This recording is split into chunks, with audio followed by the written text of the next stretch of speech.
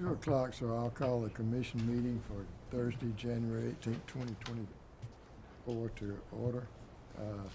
I've asked Commissioner Watson to lead us in the invocation and Commissioner Strickland to lead us in the Pledge of Allegiance. If everyone please stand. Father, it's an honor to serve our county. We appreciate this opportunity. We ask that you keep our mind focused and our heart in the right place as we continue through this journey. We ask for a great year and a great outcomes, and we ask that you keep our workers safe as they travel these streets and do their jobs. We ask all this in Jesus' name. Amen. Amen. I pledge allegiance to the flag of the United States of America and to the republic for which it stands, one nation, under God, indivisible, with liberty and justice for all.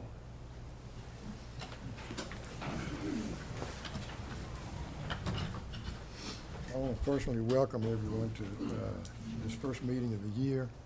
We have some new commissioners we'll be swearing in, and we're looking forward to a very good year. We had a retreat yesterday and got a lot of input from everybody.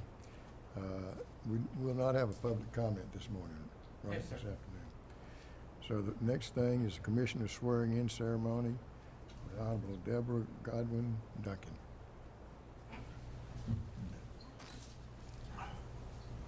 So you want to do it in the order that they're on the sheet here? Well, we can do Mr. Turnipseed. You can go ahead and come up, please.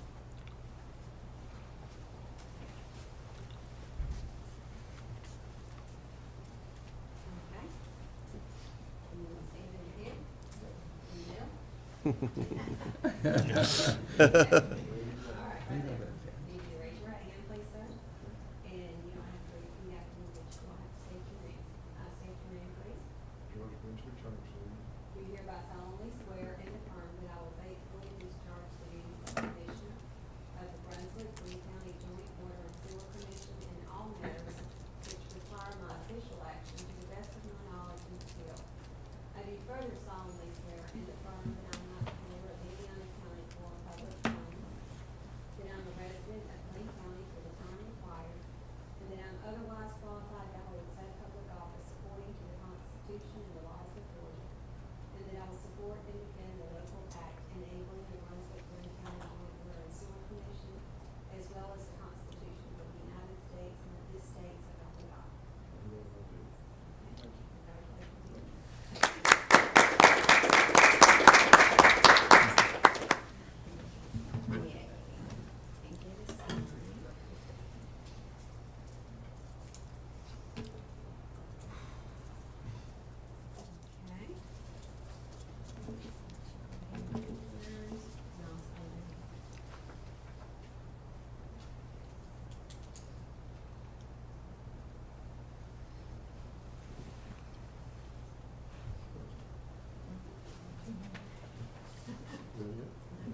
One more. You got one more after that one.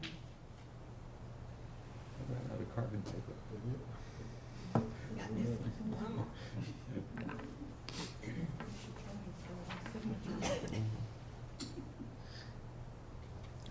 Okay, that's it. Okay, thank you. Okay, I'll shoot that. Okay, so, Mr. David Ford and Mr. Lance Saban.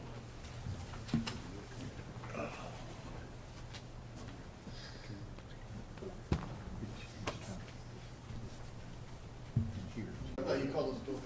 I'll let him go. Raise your right hand, please, sir. I state your name. Jake Ford. Do hereby solemnly swear and affirm that I will faithfully discharge the duties of Commissioner of the Brunswick-Glynn County Joint Water and Sewer Commission in all matters which require my official action to the best of my knowledge and skill. I do further solemnly swear and affirm that I am not the holder of any unaccounted for public funds, that I am a resident of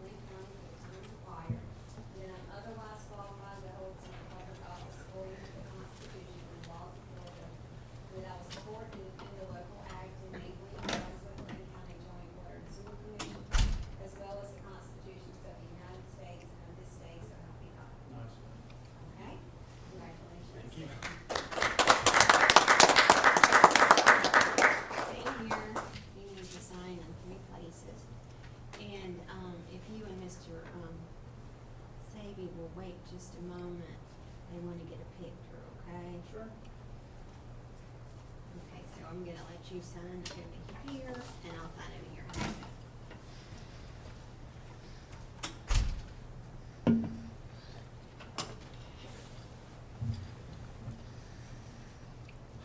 Okay.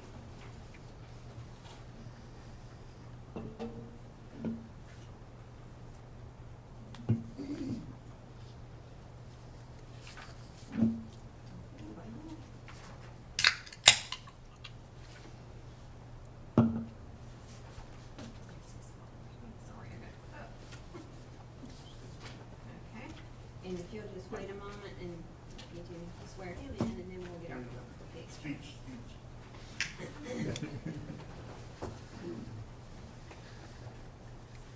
Okay. I state your name, please. I, Lance Joseph Sabian, Do hereby solemnly swear and affirm that I will faithfully discharge the duties of Commissioner of the Brunswick-Glynn County Joint Water and Sewer Commission in all matters which require my official action to the best of my knowledge and skill.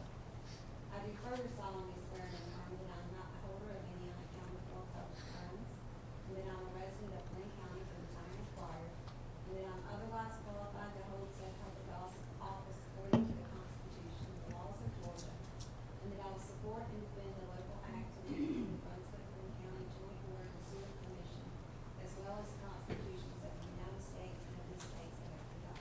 I swear. Congratulations. And we'll do the same here. I'll sign and let you sign, and then we'll get the picture. Just see me. And then you can make your speech. Okay. And you got, I can tell you got a really, you practiced your signature. That's a doctor's signature. Right. Yeah. That's what I call it.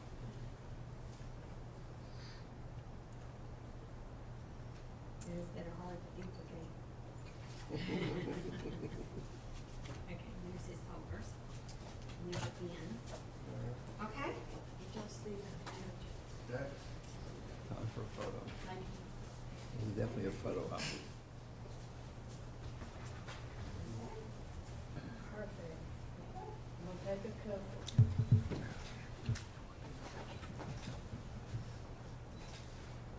I appreciate Photo bombing. Look, I appreciate all that y'all are doing. I know you've been very busy lately.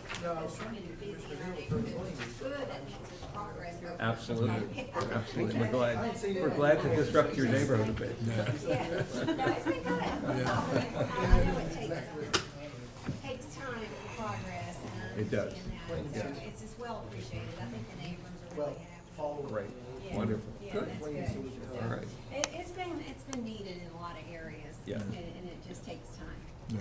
Yeah. We're glad to see you again. All right, it's good to see Thank you, y'all. Julie. Y'all have a good meeting and a good year. Right, thank you. Take care. All right, thank you. You're welcome to come back anytime you want to. Oh, okay, thank you.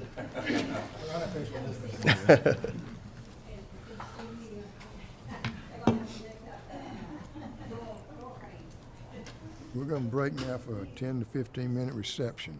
I think the reception's set up back there, is that correct? That's correct, yes, sir. So we'll just break for 10 to 15 minutes to celebrate. Okay. I don't think they had that when I was. What the heck? Did you cook again? That's what I want to know. No, I didn't. I think when I came on first, they went to the back room and had a swearing cell. They were swearing about me. Reception. That's, I like that's it. probably Right. more like it.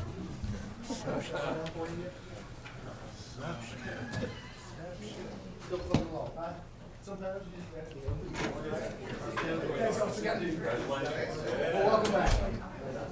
Long time no see. I hope so. Pretty good. Well, an official welcome back to you.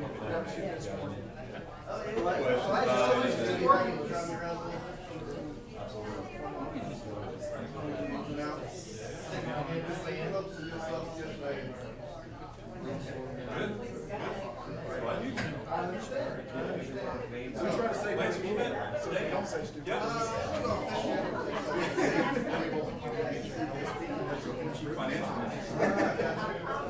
will say, ever since I the family continues to increase.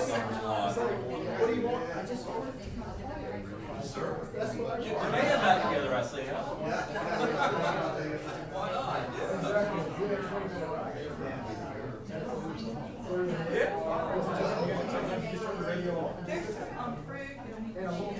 We appreciate you Welcome aboard officially. We got the key I know that the city one thing I tell all the new commissioners, especially when me and him will start throwing around a whole lot of engineering terms. If you ever get confused, just stop us, because we all use acronyms and stuff that in our business no one thinks about.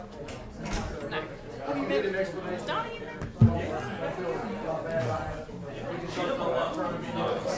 Yeah, no one else uses that word, so maybe we can explain it away.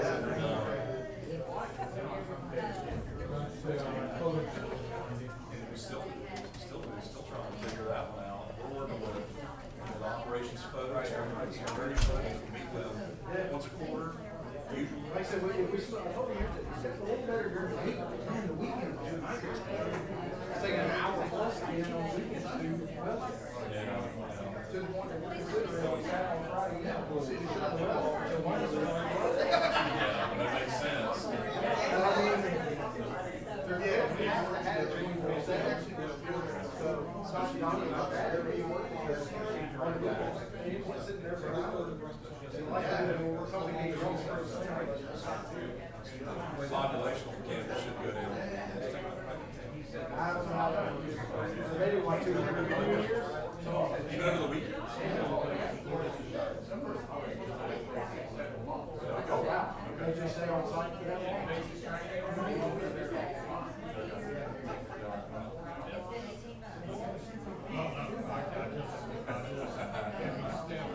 This causes their training to be long, but the officers don't need, they follow out the rules, right? Sometimes pre-qualifications mean they've been there and done that. They're gonna change the policing issue.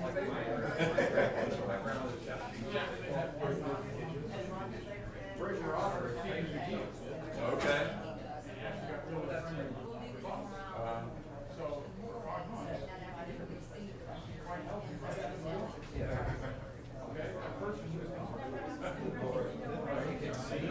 Now you got an injury.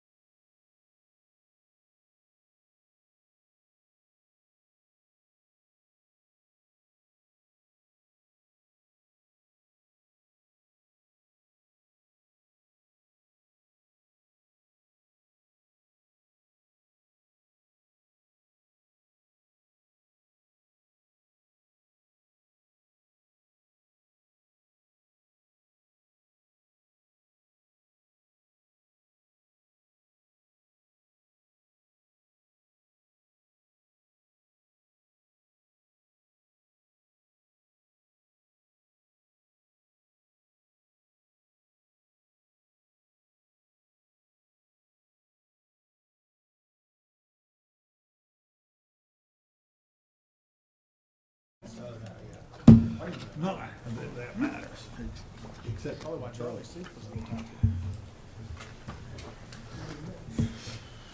Okay, we'll start the meeting back, and I just want to thank whoever set up the reception. That was nice. Thank you. That was Ms. Janice. you're welcome. Thank you. The first thing on the agenda is the election of officers. We have to elect the chairman and the vice chairman. The floor is now open for nominations for chairman. Well, Mr. Chairman, I'd like to nominate Ben Turnipseed to be chairman again this year. I'll second that nomination. Any other nominations? Hearing none, all in favor? Aye. Motion carries 7-0. Thank you. Mr. Chairman, I'd like to nominate Clayton Watson as vice chair. Your second? All in favor? Motion carries 7-0. Thank you very much. I appreciate the opportunity to serve as your chairman again this year. I hope we have a great year. We've got 2 new commissioners to the board. We look forward to input from y'all. And I want to welcome Clayton and look forward to working with you, Clayton. Committee assignments. And since I'm chairman, I got to make the committee assignments, so let's see. The first one is the Communications Committee. And I'd like for Commissioner Cook to be the chairman of the Communications Committee. And I'd also like for Commissioner Sabi to be on that committee, and also Commissioner Watson. The Economic Development Committee, I'd like for Commissioner Sabi to be the chairman, with members being Commissioner Neal and Commissioner Watson. Facilities Committee, I would like to be the chairman of the Facilities Committee, and I'd like for Commissioner Ford to be a member of that committee and Commissioner Cook to be a member of that committee. The Finance Committee, I would like for the chairman to be Commissioner Watson, and the members would be Commissioner Cook and Commissioner Sabi. The Human Resources Committee, I would like Commissioner Cook to be the chairman. The Commissioner Sabi would be a member, along with Commissioner Watson. The Legislative Committee, I'd like Commissioner Neal to be the chairman, Commissioner Watson to be a member, and Commissioner Sabi to be a member. In the Emergency Preparedness Committee, I want to ask Commissioner Strickland to be the chairman, Commissioner Ford to be a member, and Commissioner Sabi to be a member. I appreciate y'all assuming taking those positions. In the book that we gave out yesterday at the retreat, it has responsibilities of the committees. Each committee chairman can schedule a meeting anytime he feels the need to do so.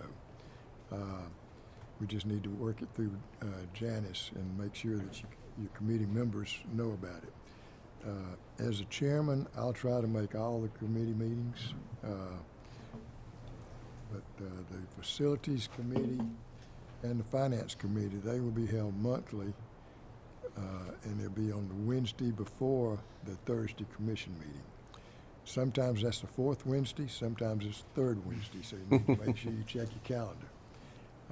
And those meetings start at 1 o'clock for the Facilities meeting, 2 o'clock for the Finance meeting.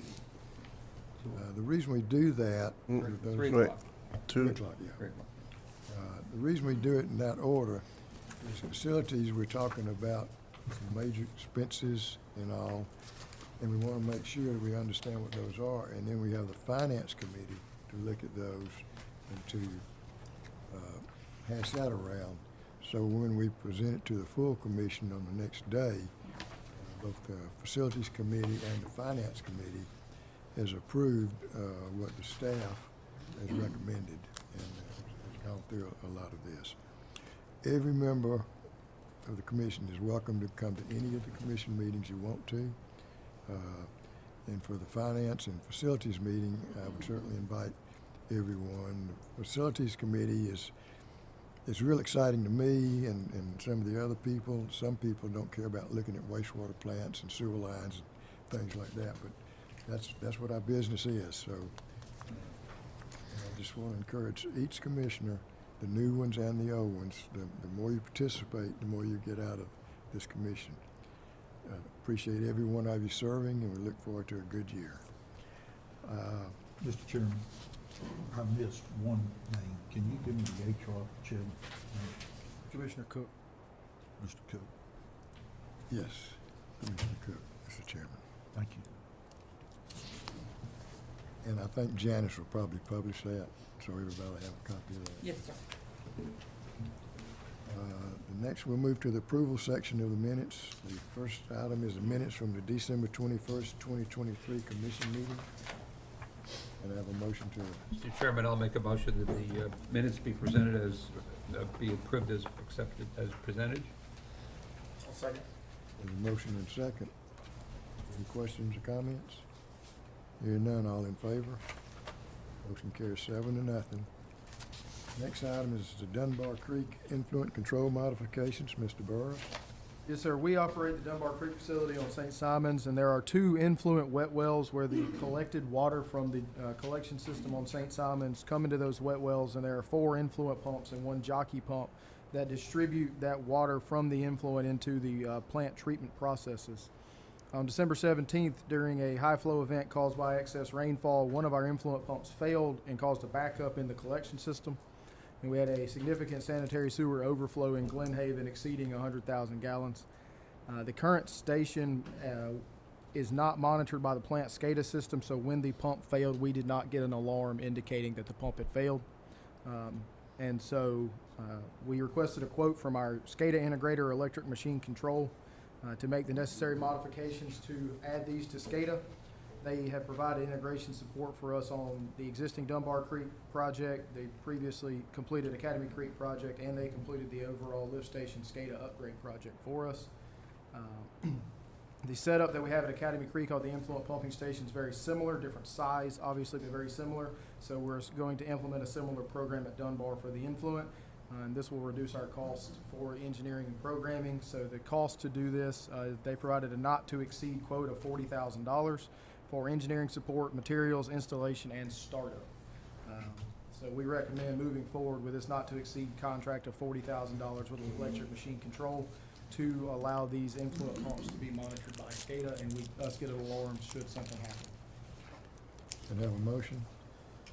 Mr. Chairman, I move that the Brunswick-Glynn Joint Water and Sewer Commission enter into a contract with a not-to-exceed budget of $40,000 with electric machine control for improvements and control modifications for the Dunbar Creek WPCF. Second. Second. Motion and second. Are there any questions, comments? Mr. Burrows, is there a reason why we didn't have an alarm on this one? It's one of those things that had been oversighted for years and never got put on there. Obviously, when you have a backup that happens and it brings to the forefront, it becomes very obvious it needs to be added. So it was a failure on our part for not having it on there previously. Can you tell us what redundancy we have with the station? Yes, sir. We have 2 wet wells, and under normal flow conditions, we only are required to run 1 pump. And we have 4 pumps plus a jockey pump in the hole. In the rain events, of course, the flow peaks much higher, so a normal day will run somewhere between 2.5 and 3 million gallons a day. In the rain event that occurred, we got to over 16 million gallons on a per day rate basis coming into the plant, so we needed all the pumps running.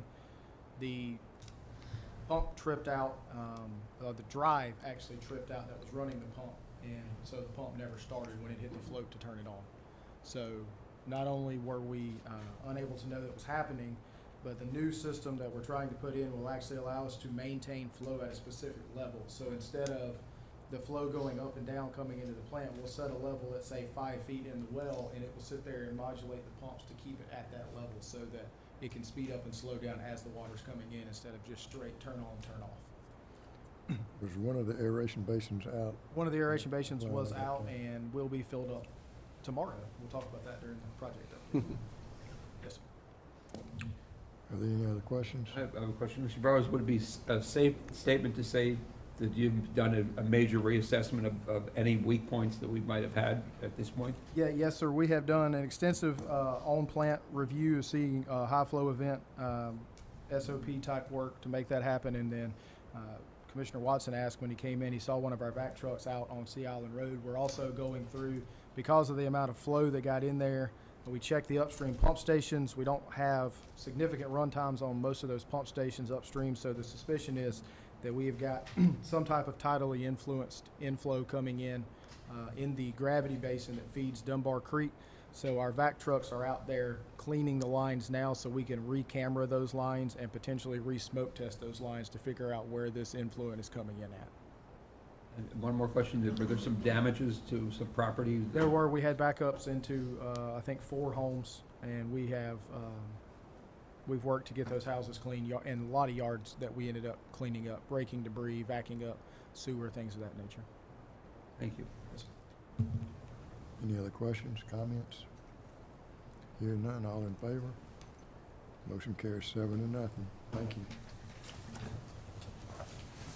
Next item is GMEBS Pension Plan IRS Addendum. Mr. Owens? Good afternoon, Commissioners. The Brunswick-Glynn Joint Water and Sewer Commission previously adopted the GMEBS, or Georgia Municipal Employees Benefit Systems Defined Benefit Retirement Plan. This plan is comprised of a basic plan document, an adoption agreement, and a general addendum. The plan is considered a qualified plan under the Internal Revenue Code, which is important to ensure that the trust fund maintains a tax-exempt status. To protect the plan's tax-qualified status, GMEBS filed an updated plan document and requested on our behalf a favorable determination letter from the IRS. That was filed on June 29th, 2022, and on August 31st of this past year, the IRS did in fact issue a favorable opinion letter. The IRS opinion letter provides assurance to employees providing retirement benefits and benefit programs for their employees through the GMEBS plan that the plan is a qualified pension benefit program that allows employees to accrue benefits tax-free until such time of retirement or disbursement. To ensure the qualified status of all GMEBS member plans, those individual plans are required to re-adopt the plan documents using the most recent IRS approval letter. To that end, we must now sign two updated documents, the adoption agreement and the general addendum, and return those documents to GMEBS no later than March 8th of 2024. Like I said, we have received the updated basic plan document, the adoption agreement, and the general addendum from the Georgia Municipal Employees Benefit System, and we've also received a copy of the IRS favorable opinion letter. The favorable determination expresses the IRS's opinion that the plan's terms, as stated in the basic plan document, meet the Internal Revenue Code's tax qualification requirements, which is mandatory for the purposes of for us to deduct contributions made to the plan up to applicable limits. The plan participants to be able to defer income taxes on the amounts contributed to the plan, and plan participants' contributions to grow tax deferred until distribution from the plan. So at this time, the Brunswick-Glynn Joint Water and Sewer Commission staff requests that the Commission Chairman be authorized to execute the necessary forms to enable this filing and maintain the status of our defined benefit retirement plan as a qualified plan. Can I have a motion? Mr. Chairman, I'd like to make a motion that the Brunswick Joint Water and Sewer Commission approve that the Commission Chairman be authorized to execute the necessary forms to enable this filing and maintain the status of our defined benefits retirement plan as a qualified plan. Second? Second. Motion is second. Any questions? I have a question, Mr. Owen. Is this just kind of a standard renewal process?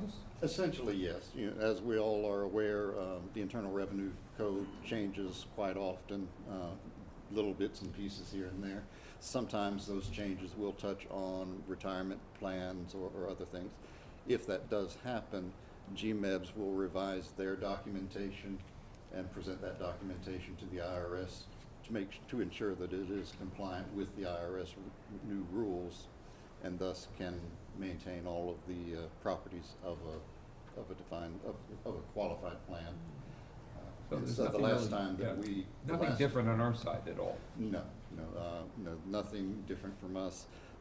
The schedules of contributions, Right, benefits, okay. et cetera, all of that remains the same.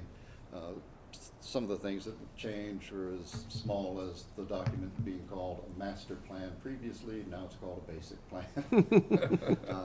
And also some age limits change. As you know, the retirement age for a lot of different programs has been increasing over the years. I know that those are some of the main changes that we've seen in this particular iteration of the retirement rules. The last time that we did this, which is, as you stated, basically a readoption of what we already have, just different wording in the document. The last time was, I believe, 2018. So it's just the IRS in motion more than anything else? Essentially, yes, sir. Got it. All right. Andrew, can you tell, since we have two new commissioners, what the plan consists of, who's eligible? Yes, sir. And the change that we did about 3 or 4 years ago? Yes, sir. All employees that began with joint water and sewer before July 1st, 2020 are under a defined benefit plan that they do not contribute any funds towards. They accrue annually based off of years of service, and they cap at a maximum of 30 years of service in the retirement plan, and they get 2% of their average income for the last 5 years of their employment multiplied by number of years of service, so a maximum of 60%. The previous schedule for vesting, employees began partially vesting at 3 years and were fully vested in the retirement program at 5 years. For employees hired after July 1st, 2020, they contribute 3% to the retirement program, and their vesting schedule has changed, so they are not vested until 10 years. So that's the only difference. They still get the same calculation on the back end. It's just they're contributing 3% and have the longer vesting schedule. Any questions? Hearing none, all in favor? Motion carries 7-0. Thank you, Mr. Owens. Thank you. We'll move to the discussion section of the financial statement ending December 31st. Ms. Wilson? We'll say before you get started, for our new commissioners, typically these are presented at the Finance Committee and not at the full commission. And the project report that's coming up next is presented at the Facilities Committee and not the full commission. Since those committee meetings were not held this month because we did not have committees, we bring them to you at this full commission meeting so that you can see the type reports you would get at those committee meetings should you wish to attend either of those meetings. Gotcha. Thank you. Hello. Just a short introduction for the new commissioners. I'm Frances Wilson. I am the accounting manager. I've been with the organization as a temp and as a permanent employee for 16 years this month. I started off as a temp in customer service, eased into a temp position with accounts payable, applied for that job, got it, and have worked my way up, and happy to be here. I will normally be the one presenting the financial statements to the Finance Committee. In the event that I'm unable to present, it will be Mr. Owens. So we have a few financial statements. We will start with the balance sheet, pages 1 and 2.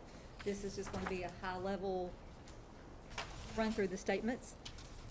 And sometimes I'll highlight the talking points, and if you have any other questions, please feel free to ask.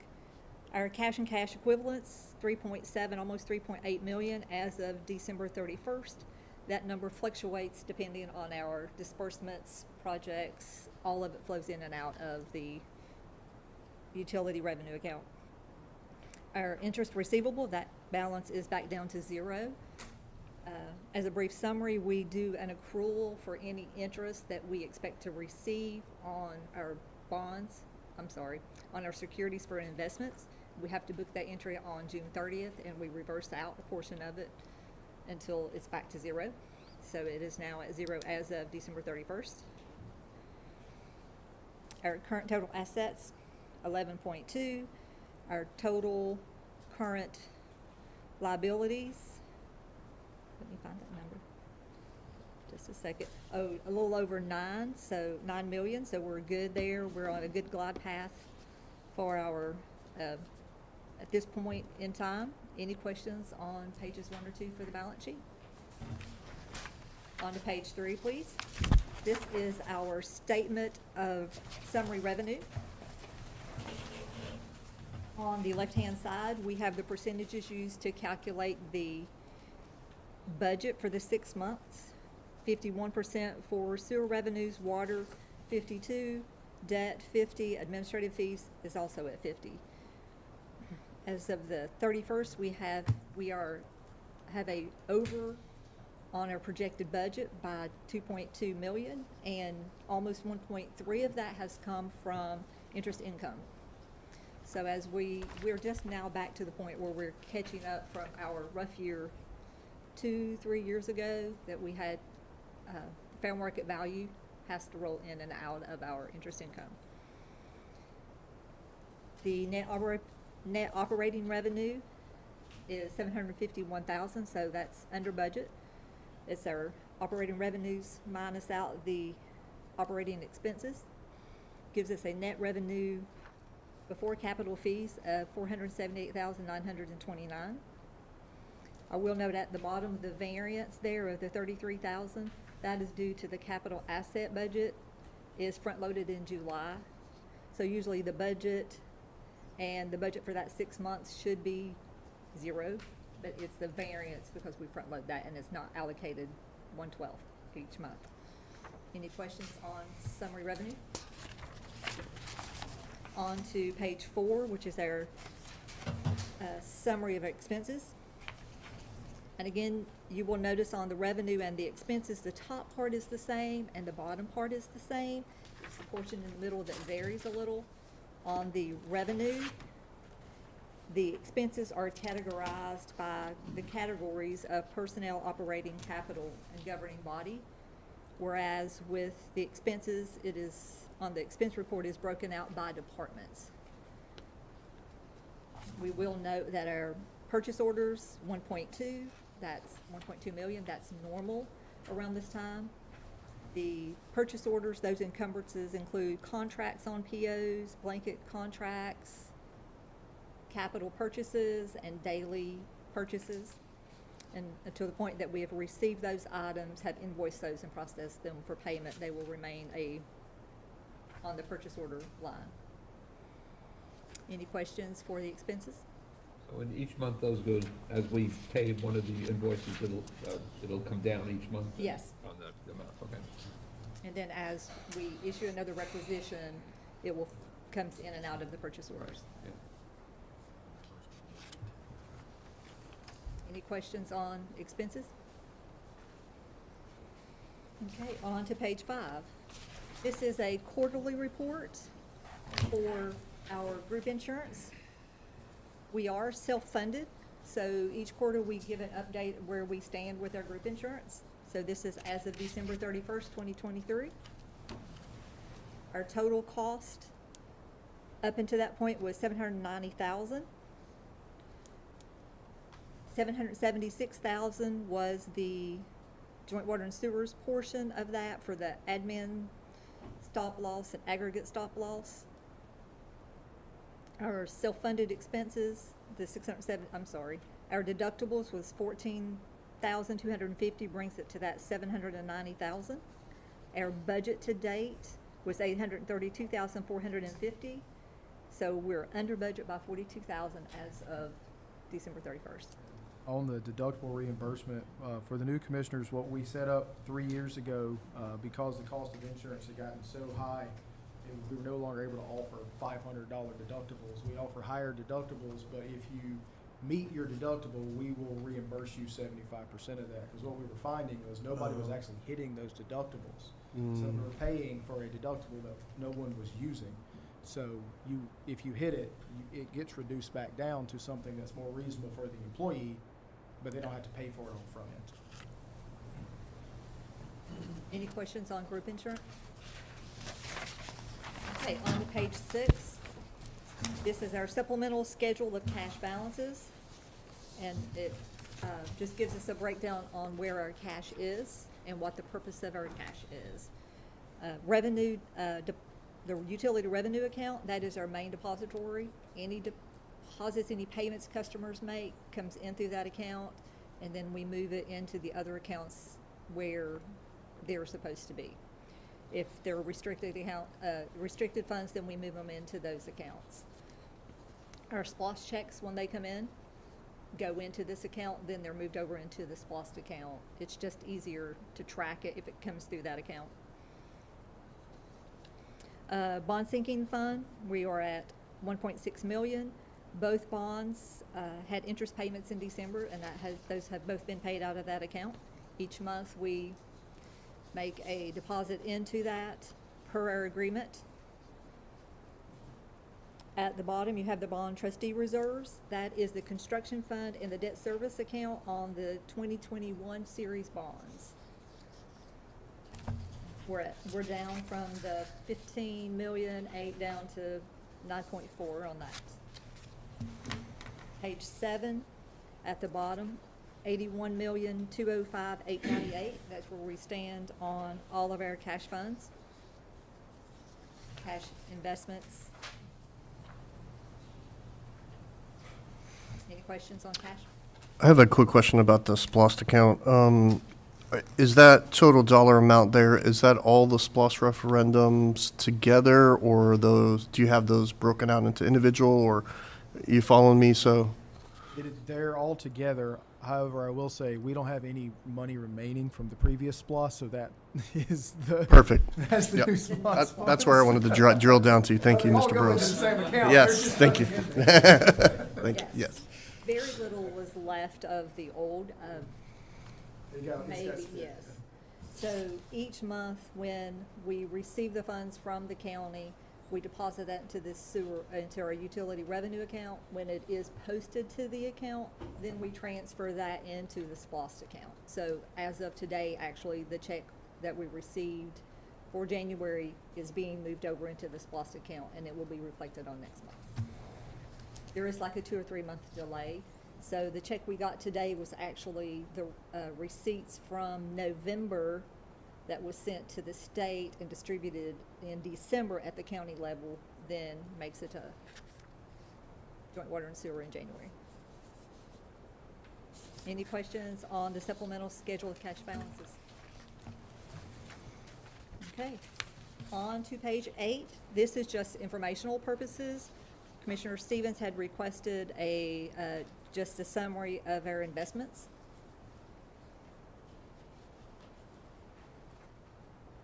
Total portfolio, a little over 52 million.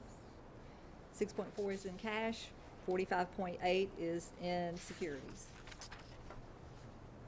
Any questions on the investments?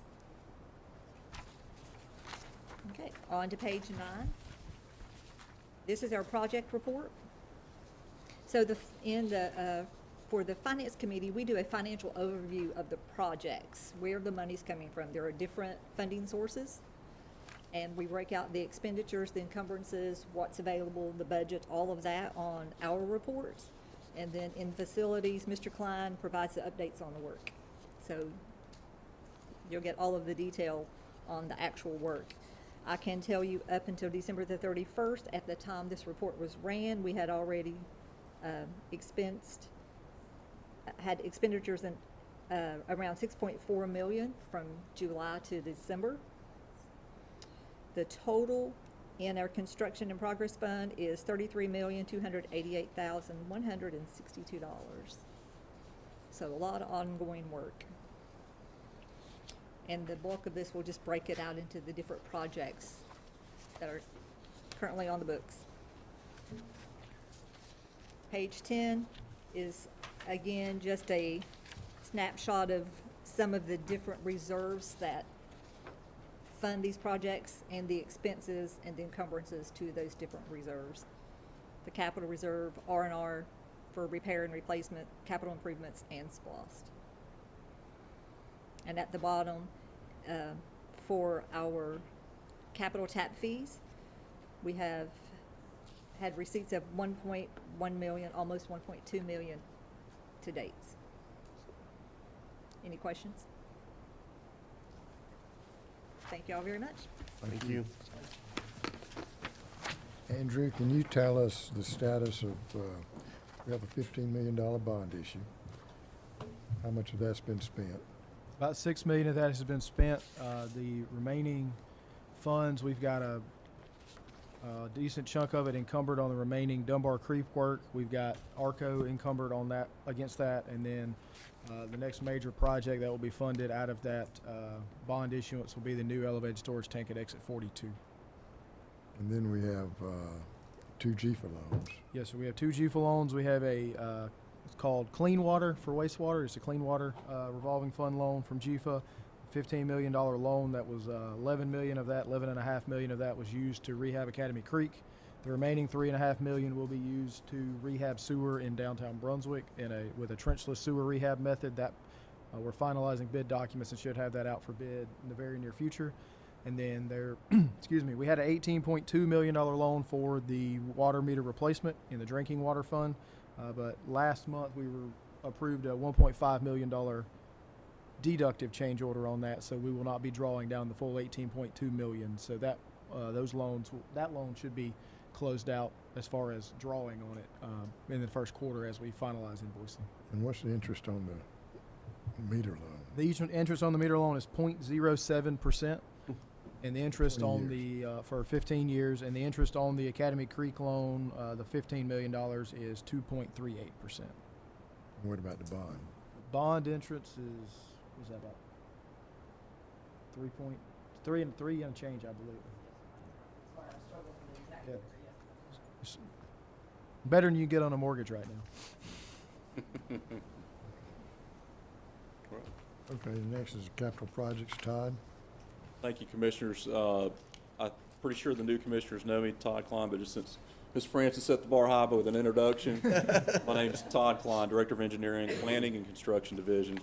As Mr. Burris said, that this report, the picture report we call it, is the projects that are in motion out in the field. So if you attend the Facilities Committee, this is the report that you'll see, and there's further detail that comes on, but the pictures of the projects where we've got dirt turning out in the field right now. So I'll go quickly through the pictures here. The first one is ARCO area. If you've been through ARCO, you've seen some construction going on out there. Water and sewer extensions. And that was a formerly unserved area. We're filling in the gaps of many of the streets and homes out there, providing gravity sewer connections. So these are gravity sewer connections.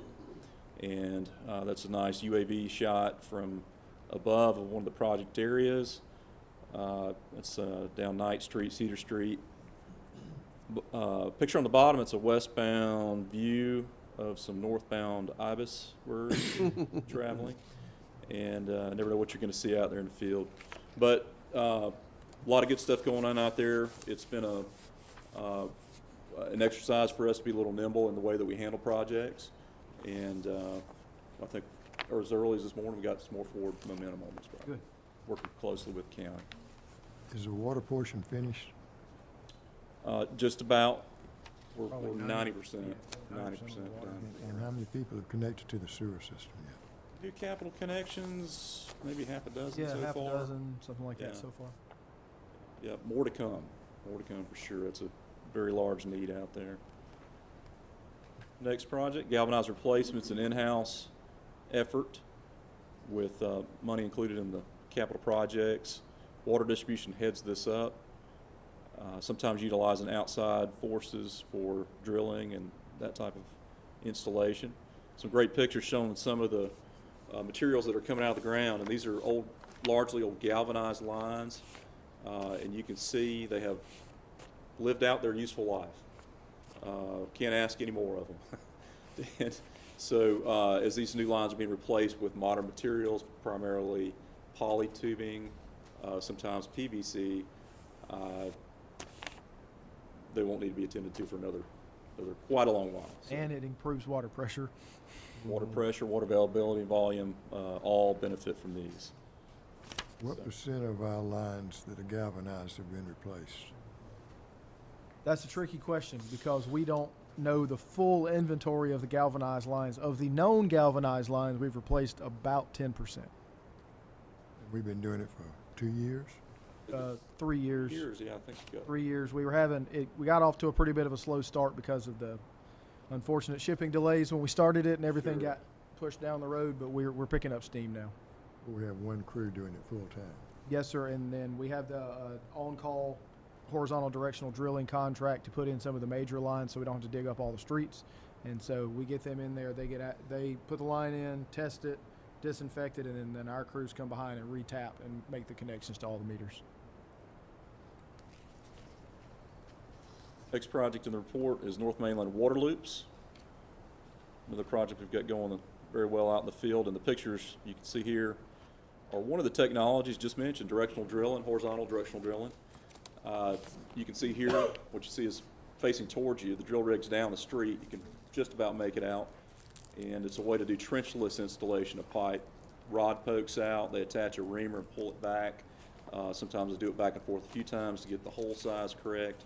And then if you look up to the top right of the picture, you'll see a black HDPE pipe laying on the hill. It's been fused together with a blue stripe on it. They'll then retract that pipe back through the hole, and that'll be the installation. We've become very familiar, and it's a great tool to use, directional drilling. Down at the bottom, just more of the tooling of some of the reamers and some of the drill rods you'll see out there. And again, I'll just point, any interest in any of these projects, more than happy to give you a ride in the truck, and go out there and take a look and sit on the side of the ditch and introduce you to the contractors we got working with us. Todd, can you just give me like a ballpark on like price difference between this and regular trench work? Is it somewhat comparable? Is it crazy more expensive, or? In the dirt, if you, excluding paving. Yeah, right. Excluding paving, it's probably about twice as much, or maybe 75% more to do directional drilling, sometimes. It all depends on what you're trying to avoid. If it's an open trench in a green field, it makes sense to dig. Mm-hmm. If it's existing neighborhoods and streets and avoiding obstacles and other utilities, you just can't beat directional drilling because of the avoidance, the cost avoidance with it. It really makes up for the difference. Well, we have found if there's large areas of paving required, it's pretty comparable by the time you rebuild the road and repave it. Yeah, exactly. Sometimes it may not be money. Sometimes it's the inconvenience to the traveling public. You don't have to close roads, that type of thing. It's a tool. It's not always the answer, but it is a tool. Well, explain why we're doing the water line loops. Thank you. So, great question. We're filling in some loop. We call them loops, generically loops. I'll give you an example. There at the end of Perry Lane Road, in the area of Toucans and whatnot down there. If there's an issue down the road, we actually have to cut that off, and it cuts off a tremendous amount of an area of customers. So adding these loops in gives us redundancy on control and operation, so we don't have quite as large of outage areas if there's an issue.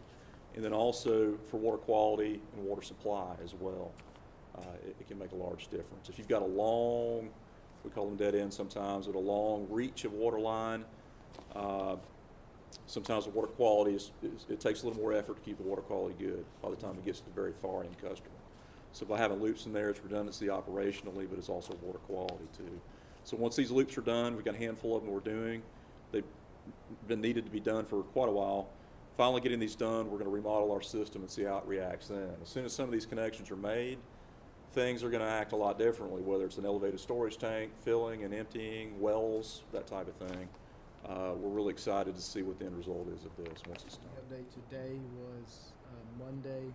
They are going to open the loop that they've completed on Haltala. Haltala.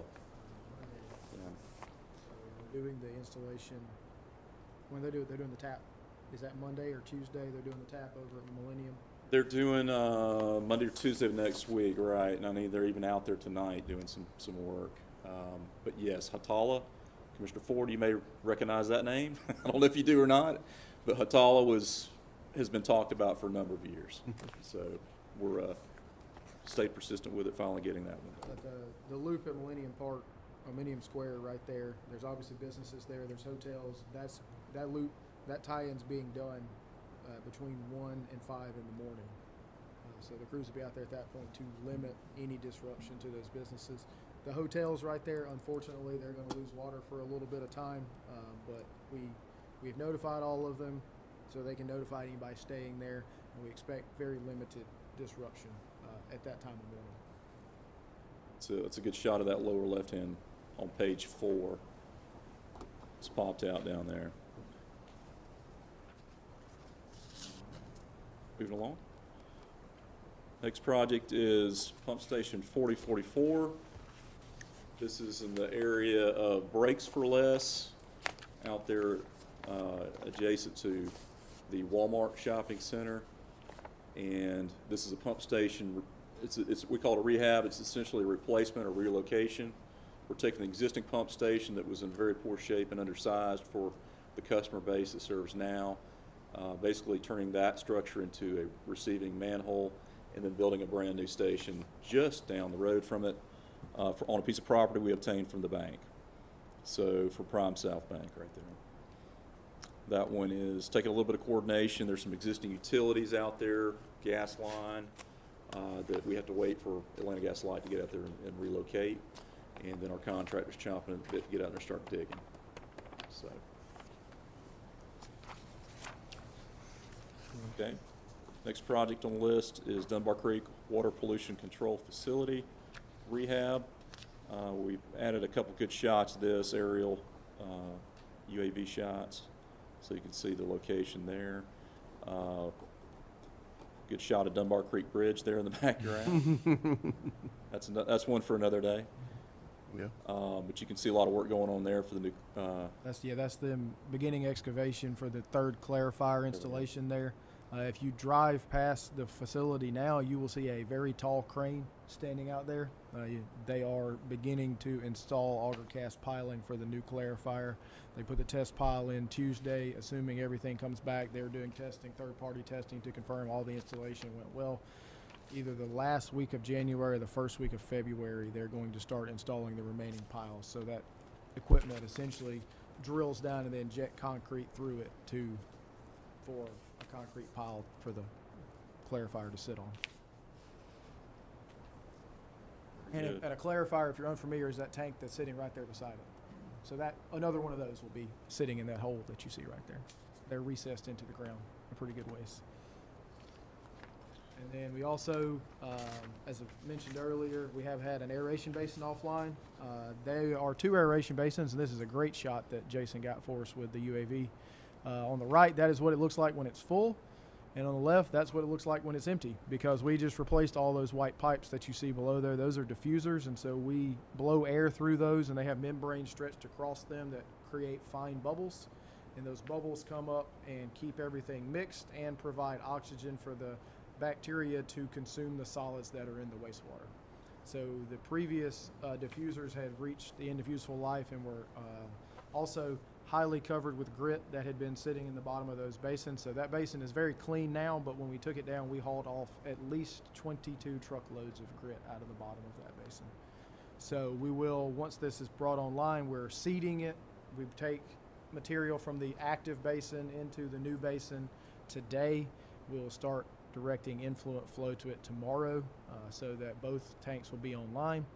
And then once that is done, we are going to automate the air control on that so that we do not over oxygenate, and we are expecting to save between $30,000 and $50,000 a year on our power cost at the plant by automating the DO control there.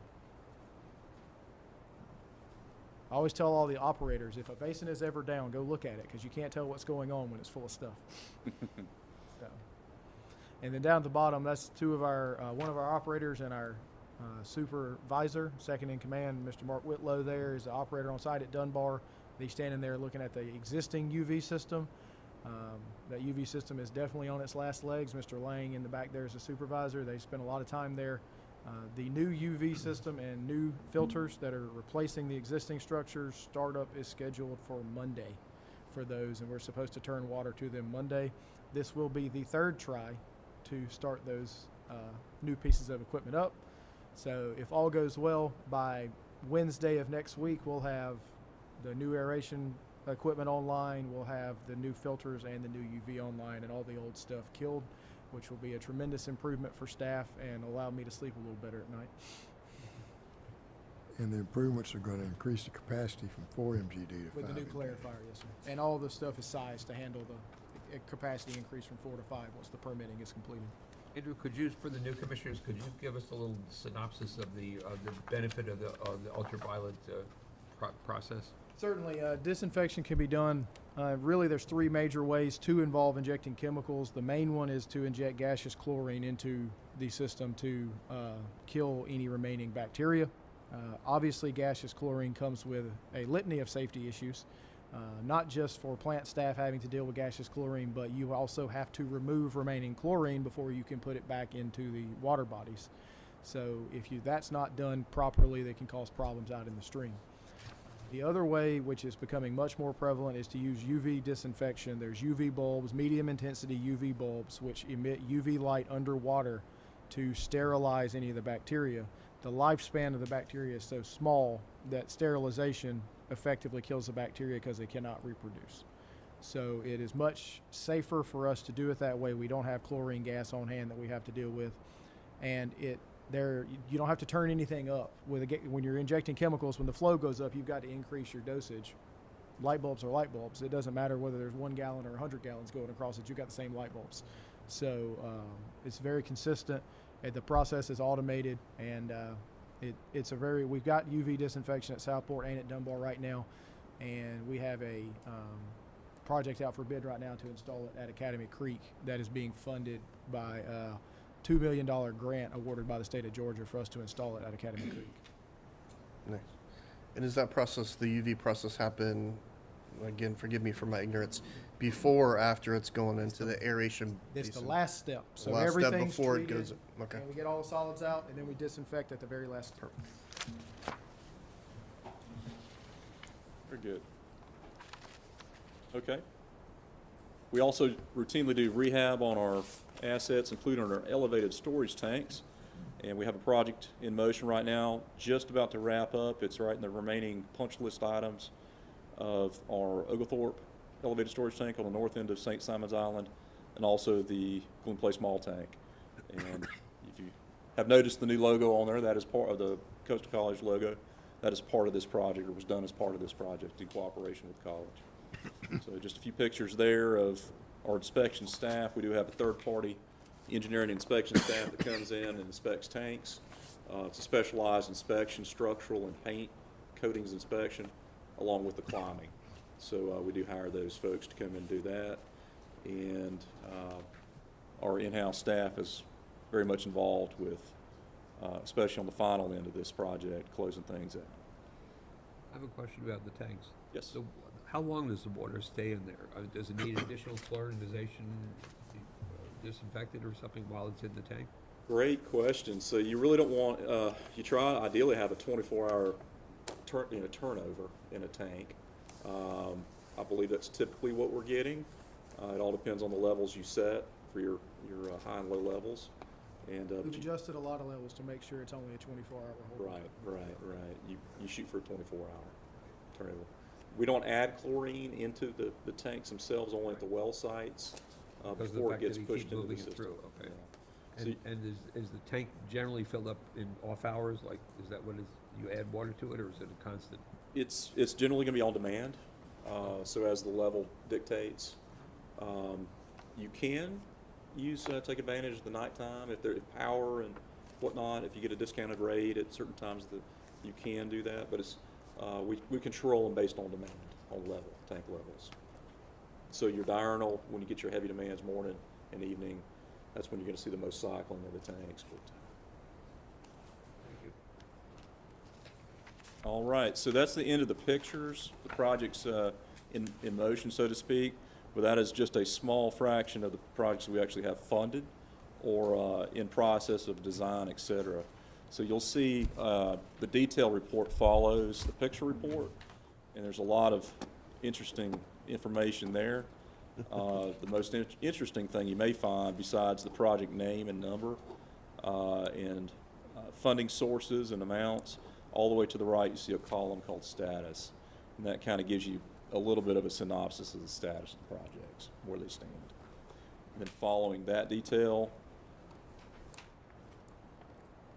we do have the Gantt chart, which is a projected schedule for the projects. Now, we'll say that can be fluid at times, dynamic schedule. And then at the very end, we got in the practice of creating what's an earned value assessment, or EVA. It's another metric to study to give you basically a score of your project to determine kind of how you're doing, money-wise, time-wise, et If cetera. you have any questions, I'll be happy to explain that to you. I won't bog our meeting down going through all that. If you have any questions, Yeah. just let me know. The scores won't mean anything to you looking at them, Yeah. you know, but City and county. I have to look at the key for the formula for each one of the scores every time I use it. Jason Hagan. So that concludes the project report. I'm happy to answer any questions. And again, I do invite all the commissioners, if you have interest, give me a shout or work through Mr. Burrows or Ms. Janice. Glad to take you out and with the proper PPE, protective Get a equipment. vest and a JWSC hard hat. Yeah, and we'll get you out there on the job site. Thank you, Wear your Todd. safety-toed shoes. Thank you, that was a good report. Next item is Executive Director's update. Yes, sir. First thing, just obviously want to welcome our two new commissioners and welcome back Mr. Turnipseed for another term with us. Looking forward to y'all being on our board and working together, and hopefully for another great year. We've made a lot of progress in the last 5 years and looking for another good year this year. Couple of upcoming opportunities at chamber events if you'd like to join us. We have tables reserved at the Georgia Economic Outlook Luncheon on January 29th on Jekyll. We have seats available for all commissioners. If you would like, just let me know. And then the State of the Community Luncheon, which is held at the library, will be February the 7th, and I think Commissioner Neal's got to talk at that one, so. I'm on vacation. that week. Oh, okay. All right. Unless you're on Rafalski. Okay. Nice. I'll prepare my heckling. So that's on February the 7th. If you would like to attend either or both of those, please let me know. We will happily give you a seat if any seats that are not taken up by commissioners, senior staff attends those events. And two pre-bids coming up next week. We have the RAS and UV pre-bid at Academy. RAS is recycled activated or return activated sludge. Basically, we take sludge in the plant and send it back through. We got to increase those pump sizes and add a feature to those to chop up rags and debris that have gotten in there. And then the installation of the new UV system. We have a pre-bid scheduled for Monday. We have a lot of interest for contractors for that project, but we're doing a mandatory on-site pre-bid because it's got to be sequenced exactly right not to cause us problems. And then on Thursday of next week, we have the pre-bid on-site for the Highway 17 North Pump Station that is adjacent to the Golden Shore subdivision. Tricky little connection and demolition there, so we're asking the contractors to visit out there as well so we can go through those projects with them. And that is all I have today. Thank you, Andrew. Now it's time for commissioners. Any commissioners have anything you want to talk about? You're now in the chairman's update. I just want to welcome the new commissioners. We had a good retreat yesterday, and I look forward to working with each one of you this year.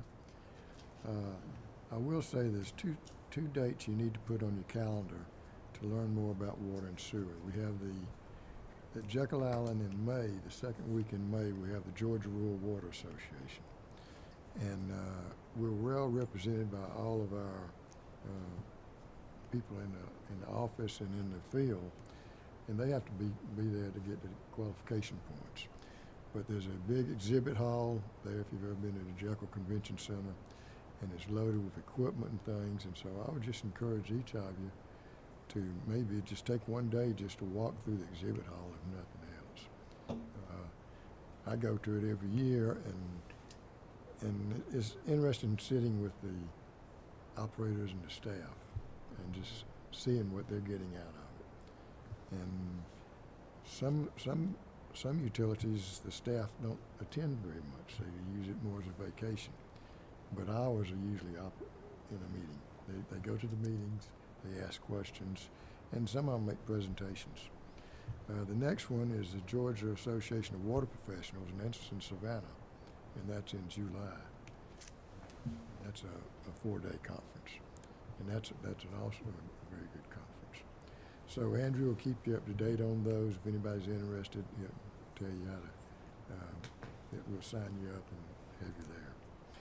I look forward to working with each of y'all. Feel free to call me if you have any questions or anything you want to talk about. I feel like we got a very good commission this year. I'm looking forward to working with the new members as we get to know each other. And I hope that you'll do your committee assignments and the responsibilities. And as you see a need for a meeting, just go ahead and discuss that with Andrew and make sure he puts it on the schedule so any commissioner can come. And so but we'll move forward. And you're all welcome to come to the facilities and finance meeting. They're the day before, and a lot of what we talked about is covered there, but also we take bids and things like that. So if anybody's interested, you can always come then too. We do need an executive session. It's for personnel. Can I have a motion to go into executive session? A second? Second. All in favor? Okay, we'll adjourn for executive session.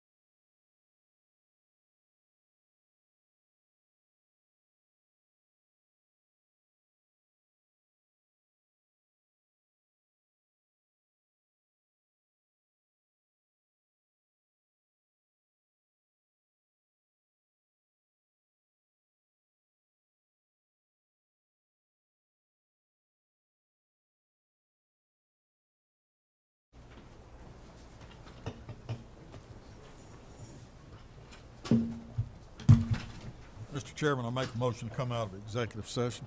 Get a second. All in favor? Back in regular session. The executive session, can someone make a motion to defer the action till the next meeting?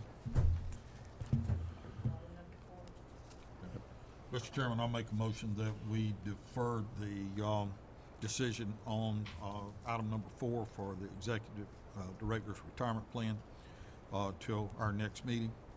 Get a second. Any questions? All in favor? Motion carries 7-0. And I have a motion to adjourn. So moved. Second. All in favor? Meeting is adjourned. Thank you very much.